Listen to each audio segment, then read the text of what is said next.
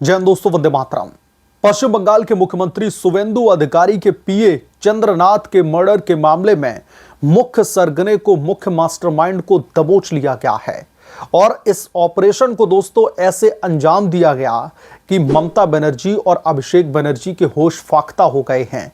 इन्हें ऐसा लग रहा था कि जो मुख्य सरगना है वो इन्वेस्टिगेटिव एजेंसी के या पुलिस के हत्थे जल्द चढ़ेगा नहीं, और जब तक वो हाथ में नहीं आएगा तब तक जो राजनीतिक हुक्मरान हैं, जो राजनीतिक आका हैं, जिनके इशारे पर इस मर्डर को अंजाम दिया गया था, वो सेफ हैं, सुरक्षित हैं। लेकिन इस मुख्य सरगने की गिरफ्तारी के बाद में पश्चिम बंगाल की राजनीति में, खास तौर पर तृणमूल कांग्रेस में भयंकर खलबली मच गई है, क्योंकि इस मुख्य सरगने को घसीट करके ले गई है सीबीआई की स्पेशल टीम।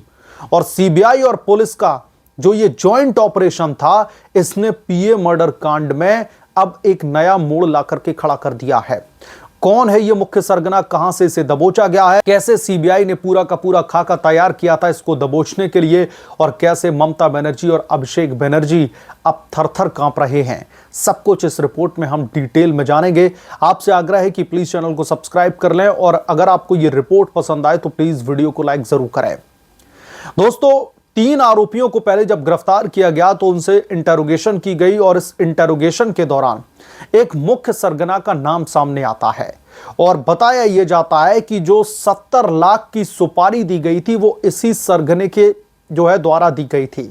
जो पीए चंद्रनाथ के मर्डर की जो पटकथा लिखी गई थी वो भी इसी मुख्य सरगना के द्वारा लिखी गई थी, किसी के इशारे पर। तो पुलिस लगातार, इन्वेस्टिगेटिव एजेंसी लगातार इसकी तलाश में थी, और फाइनली उत्तर प्रदेश के मुजफ्फरनगर में यूपी पुलिस और सीबीआई के जॉइंट ऑपरेशन के तहत जो मुख्य सरगना था राजकुमार सिंह उर्फ राज सिंह, उसको दबोच लिया गया है।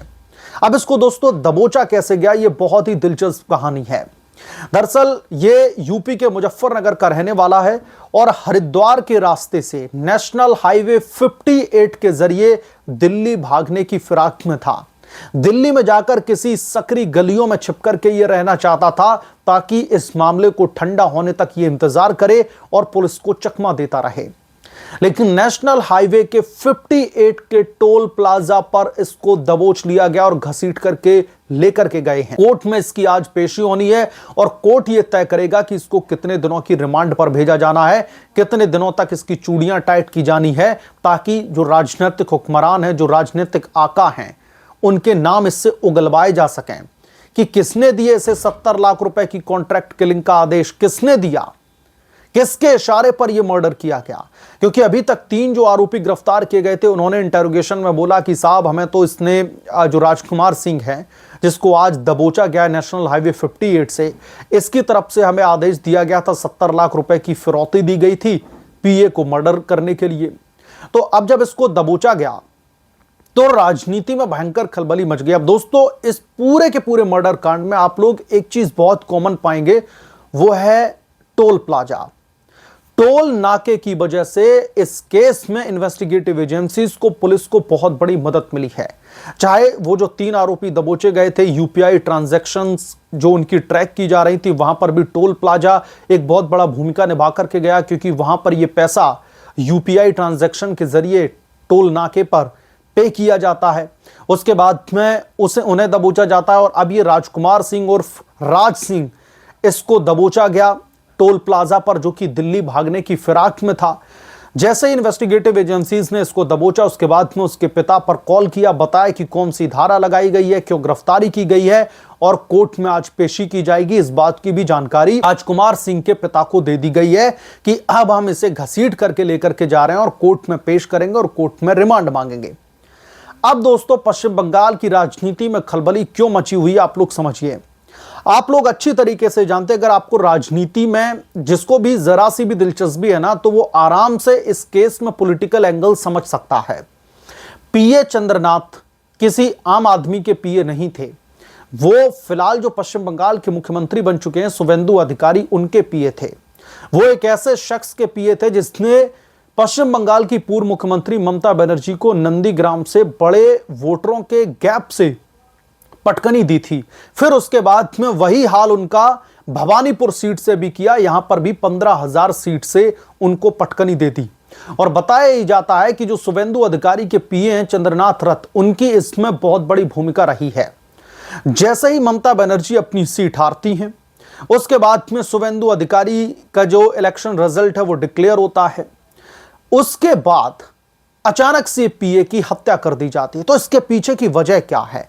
वजह साफ तौर पर इसमें पॉलिटिकल फ्रस्ट्रेशन दिखाई दे रही है। किसने मरवाया है, किसके कहने पर मरवाया है, आप लोग अच्छी तरीके से जानते हैं। कौन इसमें इन्वॉल्व हो सकता है, आपको इसका भी अंदाजा होना चाहिए।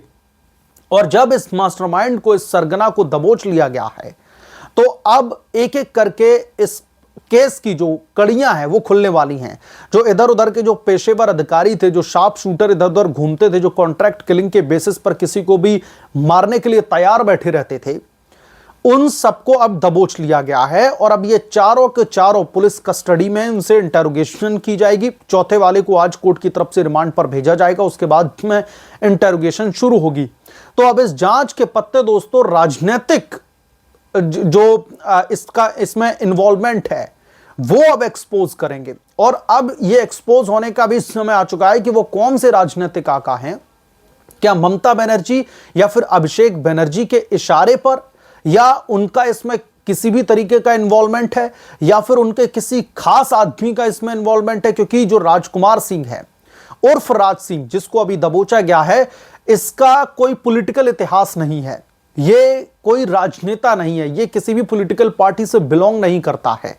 इसको मुख्य सरगना बताया जा रहा है कि इसी ने इन तीनों आरोपियों को, जिनको पहले भी दबोचा जा चुका है, उनको पूरा का पूरा प्लान दिया था, पूरी की पूरी इंस्ट्रक्शंस दिए थे कब कैसे क्या करना है। तो इसका भी किसी राजनीतिक पार्टी से लेना देना नहीं है, लेकिन कोई राजनेता है जिसका इससे लेना देना है।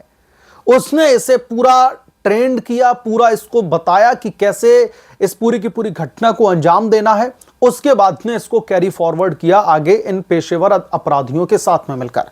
तो इसकी गिरफ्तारी के बाद में दोस्तों जब चूड़ियां टाइट होंगी, तो यकीनन तौर पर जो राजनीतिक हुक्मरान हैं जिसका इसमें इन्वॉल्वमेंट होगा, तो उनकी लंका लगने वाली। और अगर तृणमूल कांग्रेस का इसमें किसी तरीके का भी हाथ पाया जाता है, तो यह समझ लीजिए कि ममता बनर्जी और अभिषेक बनर्जी बहुत लंबा नपने वाले हैं।